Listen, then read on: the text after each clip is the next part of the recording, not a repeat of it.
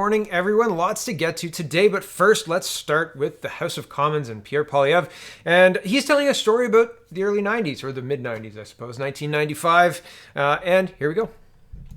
That in the early 1990s, this country literally ran out of money when finance officials went to lending markets and could not find a single solitary person on earth willing to lend $1 to the government of Canada for fear it could not pay the money back. And at that time, our debt to GDP ratio was 66.6%. A half year ago, it was 30%. In other words, we had about 36% buffer of space between where we were and where we could expect to go bankrupt. Today, it is at 50% of GDP. In other words, the government has more than eliminated half of the buffer that existed between where we were and where we go off the cliff. That means the trajectory that we are on is not sustainable.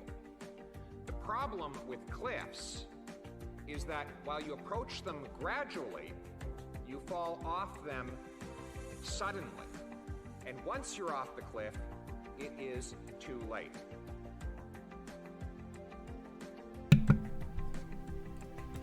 Okay, a couple of critiques on the video. One, the music in the background did nothing but distract me. I just wanted the music to be over. I wanted to hear what he said. And I could hear what he said, but the music doesn't help. And they could have made the beat drop when the suddenly, right? Like, if you're going to use music, use it, right? Like, don't just have it sit there like a dead fish. Why would you just leave it? Like, why wouldn't you have the music respond to what Pierre was saying? Regardless, the message is, in 1995, we were nearly broke and we couldn't get money, right? Like, and since then, we've worked that down to having a big buffer. It's surprising to me that we're only at 50% now, right? It's surprising that we spent all that money. We're $1 trillion in debt. Are we more rich than I thought? I mean, it kind of seems that we're more rich than I thought. Could we do that spending again? Like, if we've only spent half, could we spend that all again and really suffer no consequences other than be in a financial situation like we were in 1995? And I'm not saying that's positive, but I'm saying that's surprising to me. I didn't think that we had that much room. It doesn't seem like we have that much room based on the rhetoric I'm seeing from the opposition party, based on the rumblings I'm seeing from the credit agencies in the news, Moody's and the like, right? Warning the Canadian government multiple times that, oh, you're going to get downgraded. If you get downgraded, there's real impact in that lending costs more. So I was under the impression this was more urgent than this. I don't know. The ultimate takeaway from this is we're actually in better shape than I thought. And that's terrifying, right? There's more room to spend, right? Like, there's more of a deep hole to dig ourselves into. Now, I remember 1995, and so it seems to me that we can fix things without too much pain. And the thing is, though, there's been an increase in taxes since then. I remember Dalton McGuinty, and this is Ontario, so provincial, not federal, but Dalton McGuinty promising in 2000, I think it was 2003, and he signed a pact, and I remember believing him, and I'm laughing at myself because I believed him, right? Oh, no new taxes, yay! And then they had the health levy. Oh, no new taxes, but here's this health levy. This was the beginning of my looking at politics. I had a paycheck, and then the paycheck went down, and I was like, hey, they said no new taxes. Swindled again.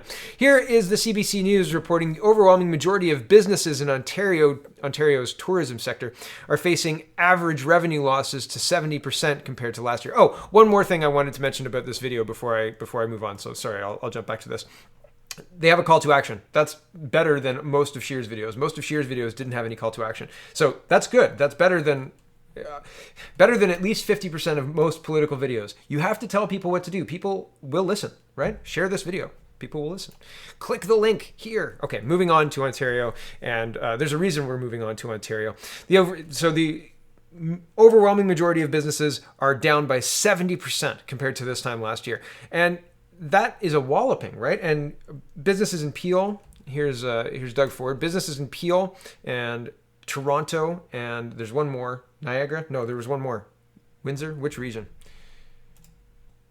Ottawa, not Niagara. So Toronto, Ottawa, and Peel.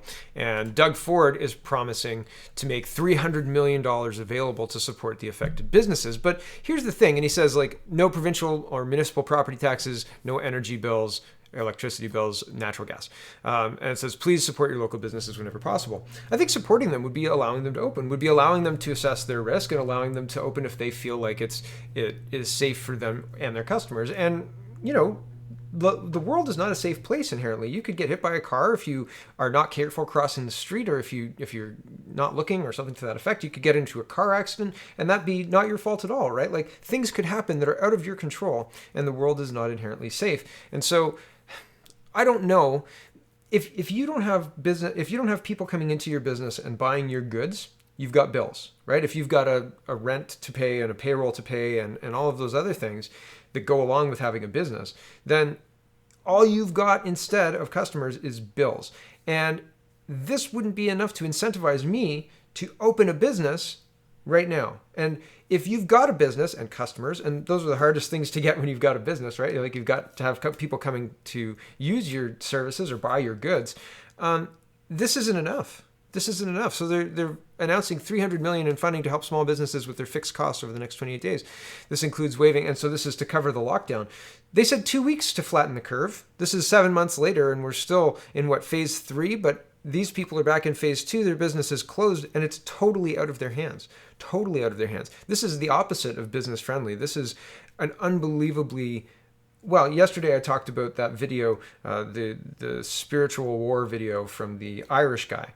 And he encapsulates what's going on, the controlled demolition of the economy in order to, well, I don't know if this is the full plan, but in order to have an electric currency that's trackable and taxable, right, at any point in the transaction, right? Oh, you've got a social credit, you've jaywalked, and now your social credit's gone down, and you've got an instant fine from your Facebook Libra account, or whatever currency they decide to go with, your Bitcoin account, right? So I don't like this. I think that this is tone deaf. I think that there are places like Alberta where Jason Kenney is talking about yesterday the WHO said, don't use lockdowns. Lockdowns aren't a good way to deal with this. And yet we're still on lockdowns and masks in Ontario. And it is very difficult to justify, difficult to believe these shysters when their credibility is shot to heck because they keep lying about what they need to do in order to control this, especially because of what the numbers look like, right? And what the numbers look like are really not that bad compared to the first wave, and I've talked all about this.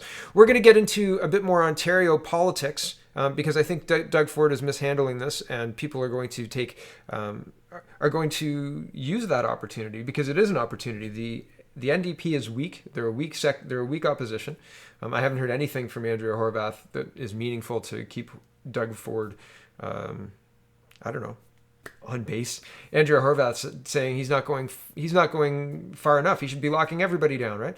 And the Liberals are even more weak. They're calling for the same lockdowns. So time for somebody, and I said this before, there needs to be somebody who's organized, who's voicing an actual opposition to what's going on. And an actual opposition isn't, we need to have more lockdowns. So yesterday I saw this, and it was published yesterday, and this is Jim Cariolis and Belinda Cariolis, and they have a whole interview talking about what happened to them. Jim Cariolis was running for the CPC leadership back when that was a thing, and he, in this video, says that the CPC leadership race was designed for Aaron O'Toole to win, including Leslyn Lewis and Derek Sloan being on the down ticket to split the vote in order to funnel, like to take it to more than one, to beat McKay, essentially. And I don't know why this isn't loading, but hold on. So Belinda is an MPP was in Doug Ford's cabinet, and then was ejected when she started saying this doesn't seem right, and she voted against C-195, I think is the bill she said here. And Jim Cariolis was in the CPC federal leadership race, and they both have stories. This 25-minute video, 24-minute video is worth the watch just for the stories of the backroom deals and the interesting stuff that goes on behind closed doors when you are at this level politics. And so ultimately they announced a new provincial party, and they're getting their 1,000 signatures to make it viable. There was a nice little sign, and I scrolled off it. Hold on. There it is, New Blue Ontario. So this is the new thing, and I'm interested. I'm interested in seeing where this goes, because these guys are talking about what's important, and they're talking about offering a vocal opposition to what's actually happening. So, and I don't know where these things can go, but I thought this is interesting and worth it for you to know about. So these people are long in the tooth. They've been part of these establishments for a while, as far as I understand it, and they know what they're talking about with regards to going through the process of setting up local volunteers, local EDAs, local structures to support the political machine that they're building. So like they're not biting off more than they can chew, as far as I can see. So this should be interesting to watch. And I think that there is room in Ontario for this, because the NDP and the Liberals are so weak. I don't hear anybody clamoring for Del Duca to hear more from him, right? What's he saying? Nobody cares. Make a cheesecake. Nobody cares.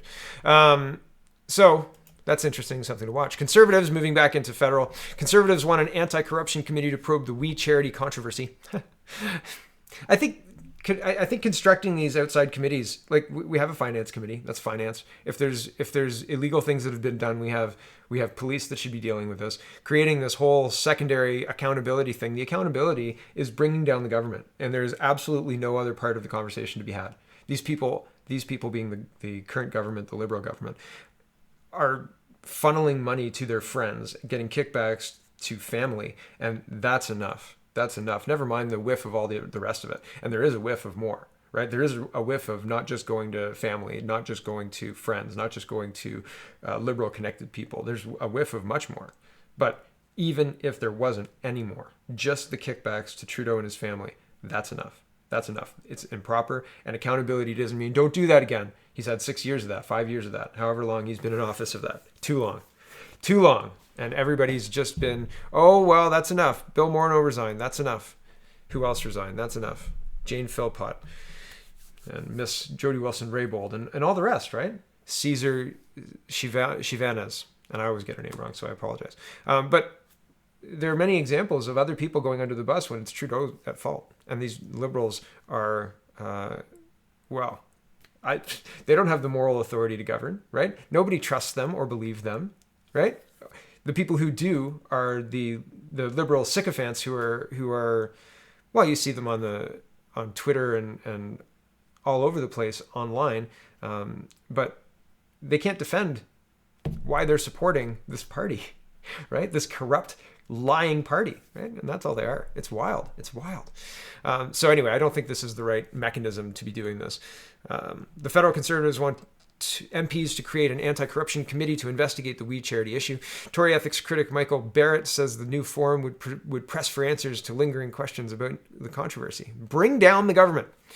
In the meantime, the Conservatives plan to press the House of Commons Ethics and Finance Committees this week to resume looking at the matter. They say the proposed new anti-corruption committee could soon take over the probe of the Liberal government's choice of We Charity to administer the multi-million-dollar Canada Student Grant Service program. Opposition MPs have been grilling the government for months over the now abandoned program because of We Charity's close connections to the families of Prime Minister Justin Trudeau and Bill Morneau, the recently departed finance minister.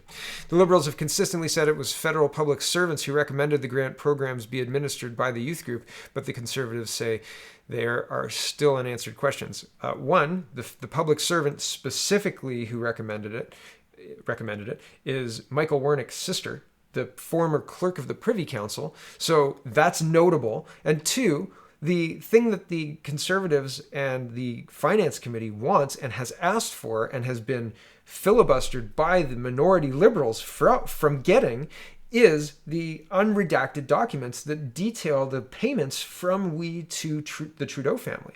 The Liberals don't want that coming out. And this article ignores that, completely ignores it, totally ignores it. I'll get back to this here. The Liberals have consistently said it was federal public servants, right? Wernick. Canadians deserve answers, Barrett told a news conference Monday. We deserve accountability. Ha ha ha. Not going to happen with Jagmeet as the leader of the NDP. The office of the Liberal House Leader Pablo Rodriguez noted that Trudeau, his chief of staff, the clerk of the Privy Council, and various public servants have already appeared at committee. Yes, it's about the documents, though, and this Ottawa Citizen fake news just forgets that, I guess. The government will remain focused on protecting the health and safety of the public, the office said, adding Canadians deserve better than the Conservatives' partisan games. You know what? Canadians deserve the unredacted papers there, Mr. Rodriguez. That's what they deserve. Okay, moving into COVID. COVID is an excuse to add more layers of files and, hoops to jump through if you want to run a business. If you've got a conference center or some place that holds mass amounts of people, operators of Canada's conference centers, airports, and stadiums are joining a global rush to be certified as pandemic resistant while they compete for events and visitors. Okay, so now not only do you have to show your wares to potential customers like international travelers and people who want to put big shows, auto shows or climbing shows or outdoor shows or whatever. Now you have to get coronavirus certified. This is insanity, right? Do you think that after the Spanish flu, they were like, you know what, you got to get Spanish flu certified in order to open your saloon? No, right? And sure, we're all modern people now and we know more, blah, blah, blah, blah, blah. That does not excuse this unbelievable tax. It's a tax. Right? It's a service fee, a surcharge in order to operate. Again, another surcharge, right? Not only do you pay taxes and rent and get the permits needed to operate the thing and all of the rest of it too, but you got to be COVID certified. And I'm betting that the conference center will be like, okay, in order to maintain our COVID certification, each vendor has this and this and this and this. And I'll bet you that this and this and this and this has nothing to do with COVID and has a lot more to do with climate change. Yep, climate change. That's what I think. Because they're using it to backdoor the Green New Deal. They're using it like the airplanes are done, right? All sorts of Green New Deal stuff is getting done with this COVID incumbent. Hold on, there's a word I'm looking for. Reduction in commerce is the best I can come up with. There's a word that encapsulates all that. All right, so on the 11th of October, I've told you before that the CTV and a lot of these Twitter apps or these Twitter publishers will repeat the same tweet over and over multiple times a day and sometimes a couple days over a weekend, right, to try and get the story moving, right? So this one is the first one. COVID-19 can remain infectious on banknotes, other surfaces for weeks, says study, and there's 554 retweets and 504 likes. That's not usual. Usually there's more likes than retweets. So that's interesting. I think they paid to boost that. Same ratio here, more retweets than likes. And coronavirus can remain infectious on banknotes, other surfaces for weeks. Study, and maybe people don't like it but want people to know, and so that's why they're retweeting it. But the study's bunk. The study's bunk, right? Here's the CTV article, and it says, researchers found that at 20 degrees Celsius, the virus could survive for at least 28 days on every material except for cotton, the most porous of the materials tested. Every material. So like money, sure. Cell phone, sure. Every material, right? Everything. All the material. If it's not made of cotton, it's got coronavirus for 28 days, according to this study. And it says, does this mean that every banknote in our wallets could infect us? According to Colin Furness, an infection control epidemiologist at the University of Toronto, we shouldn't jump straight to alarm. Quote, what we're seeing empirically, clinically, with conducting tracing is that COVID is not spreading heavily through touch. Oh, so it could survive on surfaces, but that's not how people are being infected. Right. And how do you know this? The data with which they provide to give their conclusions is flimsy at best. But I think it's funny to see this kind of stuff because people will read just the headline and go, oh, okay, not looking into it at all. And if COVID's not spread mostly by touch, then the whole thing is bunk. It's just bunk. It's just filling up the news cycle with more COVID news that you could say later, oh, we didn't know. We were doing our best with the data we had. And this study said that. So we went with it. Here is an excellent question. Why is the homeless population not ravaged with this super contagious, deadly virus? My COVID thought for the day. Have there been any outbreaks among the homeless? Shelters and camps are filled with low immunity people who don't discipline themselves. Why specifically are care homes and key sectors like politics and meat plants so susceptible to coronavirus?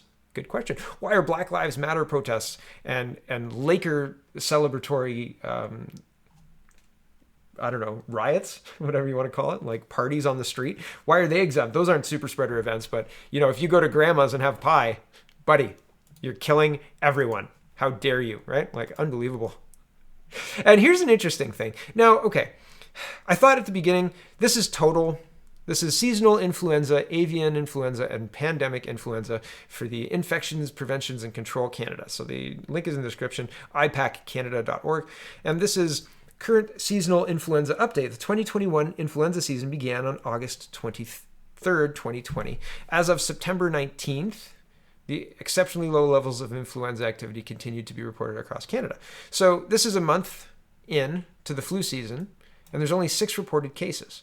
And this isn't a month in for all the rest of these, right? So this is these are the totals, I believe, based on laboratory testing. So 2008, 2009 was a particularly bad year, and so was 2009, 2010, and then followed by a really, really light year. But six in a month? That seems like, you take any one of these and you divide by however long the flu season is, 6 or 7 months or something like that, and you're getting hundreds of cases. Hold on, let's do it. All right, instead of getting a calculator out, I just went to the 2019 actual numbers. So this is not quite the same, but August 25th to September 7th. And there was 21 influenza A and 4 influenza B for 25 in that, which doesn't encapsulate another 2 weeks, right? There was the 23rd, another 2.5 weeks. So yeah, that's low. Right, 6 is low. I'm not going to go deeper than that. If you want to, I'll leave this link here. So there's lots of reports you can have a look at just to compare. But that seems low. Where are all those influenza? Right? Where's all that laboratory confirmed flu? It's worth asking. It's worth asking. It's worth noting when things are this out of line, this low for whatever reason. It's worth noting. Here is New Brunswick, and this was posted October 12th. Today is the 13th. New Brunswick details outdoor mask rules for Moncton, Campbellton areas. Will you comply with outdoor mask mandates when they arrive? Because it's not if. I don't think it's if. I think it's when, unless you stand up and say absolutely not. I will not comply. I will not. New Brunswick has clarified when and where people in the Moncton and Campbellton regions must wear face masks while outdoors. We're really trying to contain things aggressively, Dr. Jennifer Russell, the province's chief medical officer of health, said at a news conference Monday. Having people masked indoors and outdoors, that means it's continuous. Everyone is protecting each other. And we do know, even though people can be mingling outdoors, they don't necessarily always physically distance. The rule was first announced Friday for the Campbellton and Moncton health zones, but no details were initially provided. It was announced as the province moved both regions back into the orange recovery phase that limits what businesses can open, the size of gatherings, but allows 2 household bubbles to bubble together. And Toronto just got rid of the bubbles because they didn't work. An updated version of the province's emergency declaration order was issued Monday. The order says masks are mandatory in outdoor locations where people can gather, such as streets, sidewalks, public squares, parks, playgrounds, markets, festival sites, dog parks, and walking trails. Masks aren't required in the yard of a single-family home. It's also not required while walking, jogging, running, cycling, or at rest alone or with a member of their household bubble. However, if a person is to likely come within 2 meters of someone from outside their bubble, they must wear a mask. If there's no one near you, you don't really need to wear the mask, Russell said in French. In the other regions, it is very important that if you're in doubt, wear the mask. That's the safest thing to do. No, it's not. Don't wear the mask. The new rule was implemented a day after New Brunswick ordered masks to become mandatory in most indoor public spaces across the province, which is similar to the rule in Nova Scotia. The president of the New Brunswick Medical Society said the group representing physicians across the province support the new rule. They didn't give this guy's name. I thought this was funny. Maybe they did it on the other side. Hold on. The steps we take today will influence how our province manages the community spread of COVID-19, Dr. Jeff Steeves said in a statement Monday. Practicing hand hygiene, wearing masks, physical distancing, and adhering to the public health recommendation are ways to minimize the spread of the virus. As of Monday, there are 76 active cases of COVID-19 in New Brunswick. 5 people are in hospital, one of which is in an intensive care unit. Is that worth mandatory masks outside? I thought it was interesting that they didn't have Dr. Steves here, so I got his profile. But they did mention him, so my apologies. But there's his profile if you want to read it. I don't understand how any doctor could, or any thinking person could look at the mask information, could look at the increase in cases and continue to say that masks work and should be worn, and in fact should be worn outside. Show me a study, a controlled study, a peer-reviewed controlled study that shows masks work for anything outside other than making you more sick because you're holding a bacteria catching wet piece of fabric right against your mouth the whole time. Like, no. And then exhaling and breathing your own exhalation. Doesn't your breath stink? Don't you think your breath stinks? Immediately, the first like 2 or 3 times I wore a mask, I thought, oh my God, my breath stinks. And that's not the case when you're not wearing a mask. Right? Your breath just doesn't smell all the time. It's very, very strange. So yeah, like when I was in the store, it was like 10 seconds of breathing in the mask. And this is back before they were recommending masks. I was like, I'll wear a mask, thanks. And it didn't even last. It lasted for like 3 or 4 times. And then I was like, oh, this is awful. And I stopped wearing it. I've heard that there are dentists that say that like mask breath is a thing or mask mouth is a thing, but I haven't looked into that. But my own lived experience tells me that there's some truth to that at least. Here's a report in CBC: second COVID-19 vaccine trial paused over unexplained illness. Yes, this is wonderful. I can't wait to fast track this vaccine. It's the same thing as the masks. Like, we don't have a vaccine for the common cold. We don't have a vaccine for most coronaviruses.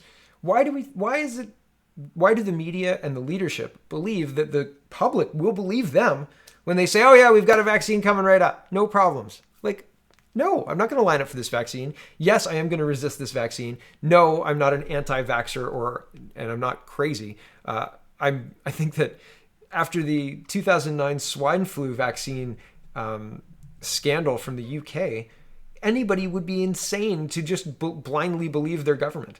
Everybody. Like, it's crazy. Here's Dr. Simone Gold, and she says the Great Barrington Declaration is a proposal written by 3 science professors from Harvard, Oxford, and Stanford, and now signed by over 426,000 medical practitioners, scientists, and citizens. They argue to allow life to resume as normal and end all lockdowns and other restrictions. And so this has been scrubbed kind of from Twitter, etc. I saw this trending a little while ago, and then it kind of went quiet. But anyway, I just wanted you to know about this Great Barrington Declaration. It went live, garnering over 100,000 signatures, blah, blah, blah, blah. It says, the compassionate approach for balance that balances the risks and benefits of reaching herd immunity is to allow those who are at minimal risk of death to live their lives normally, to build up immunity to the virus through natural infection while better protecting those who are at highest risk. We call this focused protection. Yeah, I have no problem with protecting people that are high risk and whatever, but the core of it's got to be getting back to normal life as normal. Yes, we should protect people from illness. Yes, we should do our best to protect people who are susceptible to flu, et cetera, but we should not destroy our economy in that pursuit. That is wrong-headed and just, it doesn't work. It doesn't work to achieve the goal that they're stating to achieve, because if you live from coronavirus, like you don't die from coronavirus, but you get hit by a car, well, you might just die of coronavirus. You might just count in the coronavirus deaths anyway, right? Like, it might not matter, right? But fundamentally, you could be saved from this evil, deadly, contagious disease only to be killed in another accidental or way that's out of your control. And I was trying to make that point earlier too. But it's insane to destroy our economy for this. It's insane to destroy the traditions and things that make Canada what it is for safety, for the promise of safety. You can't promise that. It's not possible. Moving on to the BBC, it says coronavirus health experts join global anti-lockdown movement. Coronavirus is the headline. Thousands of science and health experts have joined a global movement warning of grave concerns about COVID-19 lockdown policies. Nearly 6,000 experts, including dozens from the UK, say the approach is having a devastating impact on physical and mental health as well as society. They are calling for protection to be focused on the vulnerable while healthy people get on with their lives. The declaration has prompted warnings by others in the scientific community. Critics have pointed out a more targeted approach could make it difficult to protect vulnerable people entirely. Oh, yes, the promise of complete protection. And the risk of long-term complications from coronavirus may mean others are also at risk. I've heard this too, that people who get coronavirus have long complications. How long does it take you to recover from the flu? A couple weeks, right? Like you're like, oh, I'm still a little tired, but I'm getting stronger or whatever, right? Like I remember people taking a long time when I was younger to recover from something like that. But that's part of getting sick, and that's part of getting better. And you can't shut down the economy for some fictional promise, right? Some promise that you cannot uphold. Back to this. But the movement known as the Great Barrington Declaration mirrors some of the warnings in a letter signed by a group of GPs in the UK. 66 GPs, which are general practitioners, including TV doctors Phil Hammond and Dr. Rosemary Leonard. I like how it's like, oh, they're on TV, so they've got credibility. And a number of medics who have had senior roles in the British Medical Association have written to the Health Secretary saying there's an insufficient emphasis on non-COVID harms in the decision-making. What is the Great Barrington Declaration? And you can read the history. I'm not going to get into that. I'm already long. So that's interesting, right? There's a lot of people who are saying this is bunk, and we don't need to listen to this. Here is President Trump being silenced by Twitter. He says a total and complete sign-off from the White House doctors yesterday. That means I can't get it. I'm immune, and I can't give it. Very nice to know. And I mean, if you're going to play this is the best information we've got. I mean, who's got better information than the President of the United States doctors, right? Like I think they're widely regarded. The U.S. healthcare system is one of the best in the world, regardless of their access to it. If you can have access to it, you've got access to very good care. So I think it's funny that Twitter is banning that. Here's a non-COVID thing, but this is video of Joe Biden forgetting who Mitt Romney is. I'm not going to play it. But yeah, Mitt, he forgets. He's like, oh, that Mormon senator who was a governor. You know who I'm talking about. That Mitt guy. That Mitt Romney guy. But he doesn't say Mitt Romney. He just says, you know who I'm talking about. Did you know we had a liberal Muslim caucus? I didn't know about this. It says, in the last several months, Canada has had a sustained conversation about systemic racism. The federal government and key societal institutions have acknowledged that systemic racism exists and have committed to act. In this vein, the Muslim caucus is raising grave concerns around the recent events in Toronto and elsewhere across the country. I looked for like a declaration from the Muslim caucus or any kind of backing it up. I mean, this is an MP, member of Parliament from Mississauga. So I believe that there is a Muslim caucus, but I don't think there's anything official. I don't know. Well, there's the list of them at the bottom of the declaration here, but I haven't seen any other evidence of this.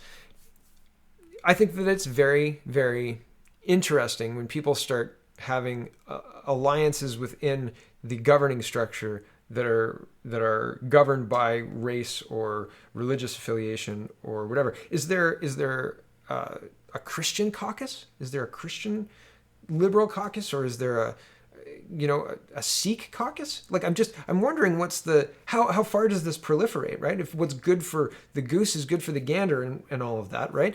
It's interesting to me that this is seen as okay, but any other groups of people who are trying to push their interests in the same way would be seen as improper, right? Isn't that strange? And here's my Google search for Canadian Muslim caucus, right? Muslim Canadian. I get a list. I see there's a U.S. Muslim caucus, but I didn't see anything. Maybe my Google foo is failing me, so who knows. The last one is $150,000 in fines issued in first weekend under New York City lockdown. Lockdowns are wrong-headed. The WHO doesn't. The WHO doesn't recommend them for control of this. And yet here we are watching New York City. Here's New York City brag about putting $150,000 in fines.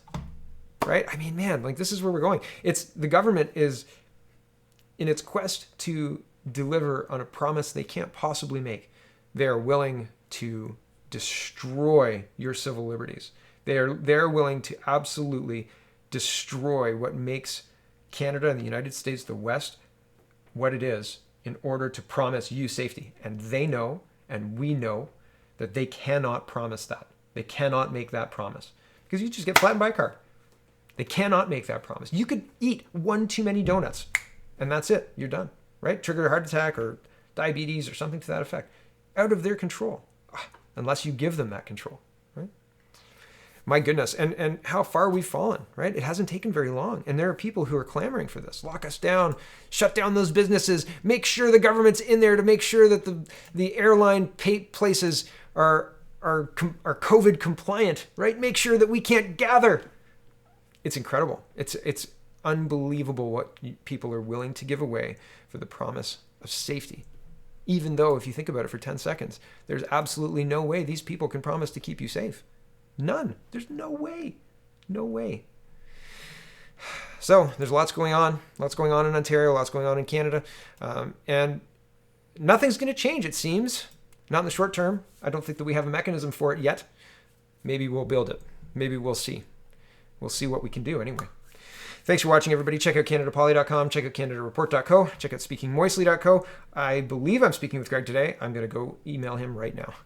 And have a wonderful, wonderful day.